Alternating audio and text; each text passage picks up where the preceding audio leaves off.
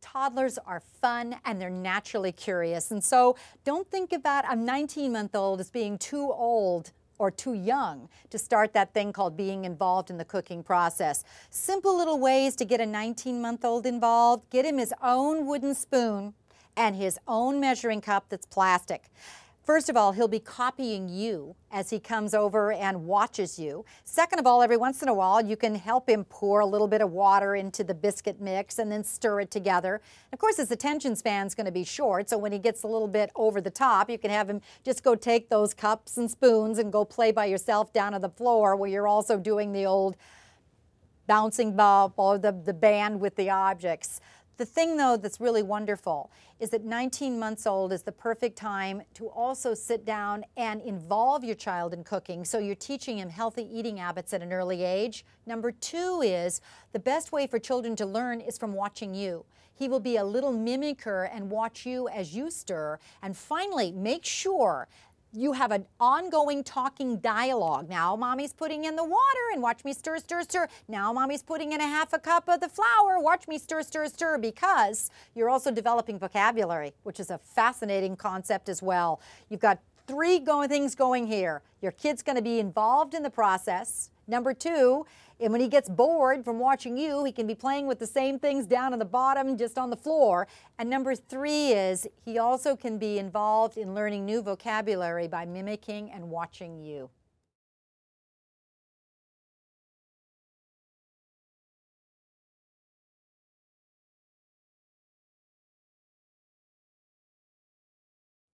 Toddlers are always a challenge when it comes to dinner time, and here's why. We know there's a period of time when children, little ones, actually change in their eating habits, meaning taste buds are beginning to form, and some of those things they may have liked back in the olden days, called a month ago, are going to no longer appeal to them.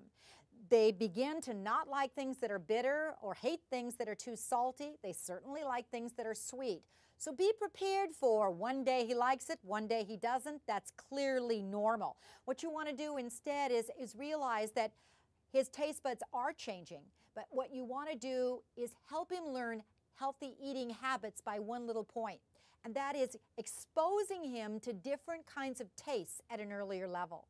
When we know that our children begin to try new foods earlier, they actually begin a little bit more of a trier as they become older as well. So try that.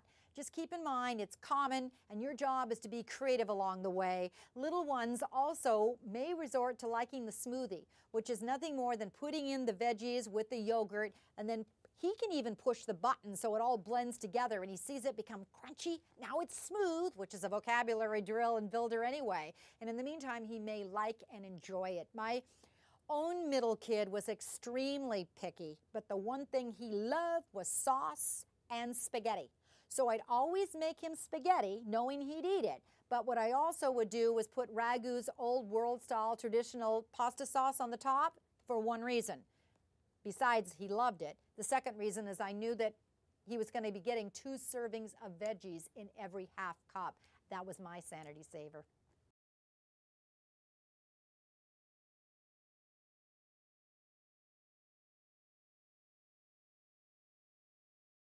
Look, we know that we're trying to help our toddlers not get caught up in the junk food, but we also know little taste buds at that level love sweet things. So be careful, because first of all, those sweet things like the cookie becomes a food stealer.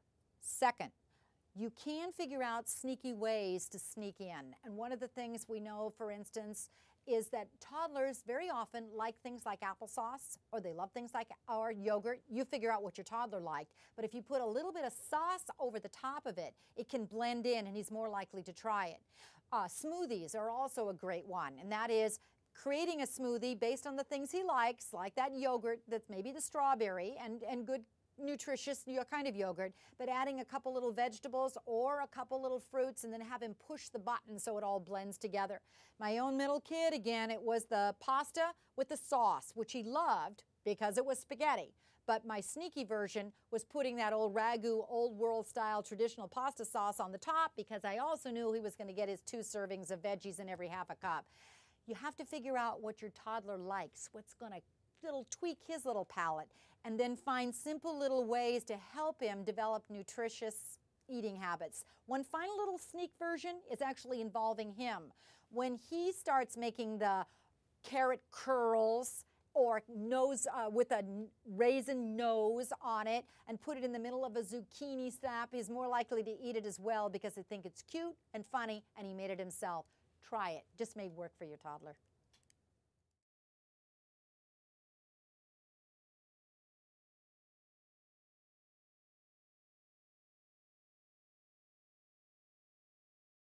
We know toddlers are all members, or the majority of them, of the Finicky Eater Club. So some points that you may want to consider are based right on what research says will work. Let's look first at Cornell. Cornell says toddlers have really little wonderful imaginations and capitalize on them. So one little thing that they discovered in their own research is when kids hated or wouldn't even touch the vegetable, or in some cases the fruit, if the child would come up with some silly name, a funny name, like those are broccoli trees, or those are radar carrot eyes, believe it or not, he actually was more likely to eat it or try it and eat it the following day.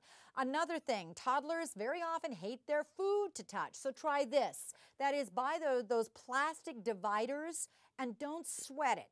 Instead, put the mashed potatoes on one section, the carrots on another, or whatever it is, the meatloaf over here, so the food isn't touching and you won't have to nag about that particular level. It's just enjoying it. Getting him involved in the process of cooking it seems to also be something. Many moms are having the kid actually plant a vegetable garden. Of course, you're doing the planting. He's just doing a little bit of the water can. But if he picks it, all of a sudden, he's more likely to try it because he did it. If you also have even the toddler set the table, he's not going to be able to set it the way you do, so forget the Four Seasons look. I'm talking about put his teddy bears in the middle of it, or pretend it's a celebration for the dog's birthday. He's more likely to show up and enjoy it. What we do know doesn't work, and be careful of, is becoming a short order cook. If you don't like it, sweetheart, I'll make you something else. Or making him sit there and eat it all day long, pushing it to the level where you can't get up until you finish everything.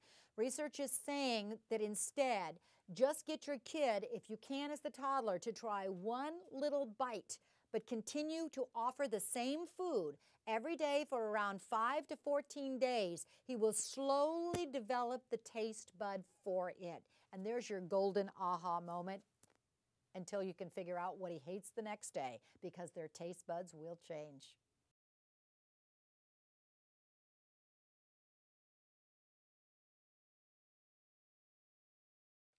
I'm teaming up with Ragu, and we're launching Mom's the Word on Dinner. I just want to encourage you to go for it and try it, because it's a wonderful online community where moms are getting together and sharing their tips, their challenges, their recipes. There is, beyond just watching videos, there's quizzes to take, there's little polls, but you'll also discover that you're going to get support, because a lot of moms are facing the same challenges as you. Go share your story at facebook.com/ragu sauce. Not only are you going to be able to get on board with other mothers who are just like you, but you'll also have the chance to be featured in a People magazine ad.